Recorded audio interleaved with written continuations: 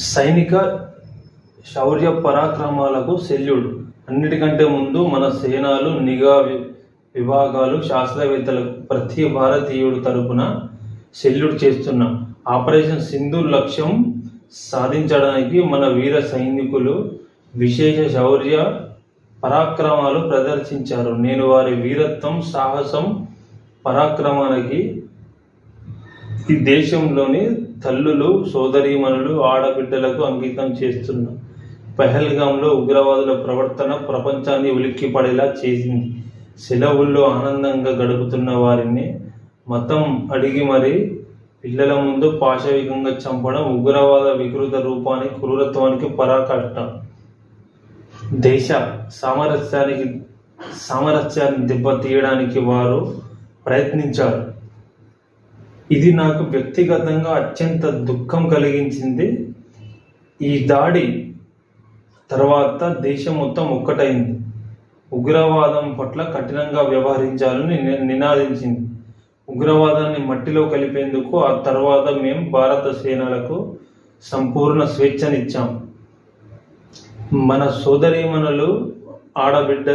సోదరీమణులు బిడ్డల నుదుట సింధూరం తుడిచేయడానికి ప్రయత్నించిన ప్రతి ఉగ్రవాద సంస్థలకు దాని పర్యవసనం ఏమిటో తెలిసి వచ్చింది. కోట్ల మంది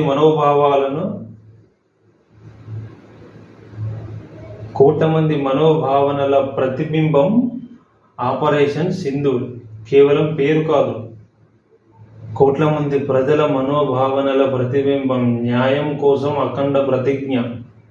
భారతీయ సేన పాకిస్తాన్లోని ఉగ్రవాద స్థావరాలు, శిక్షణ కేంద్రాలపై అత్యంత ఖచ్చితత్వం దాడి చేసింది.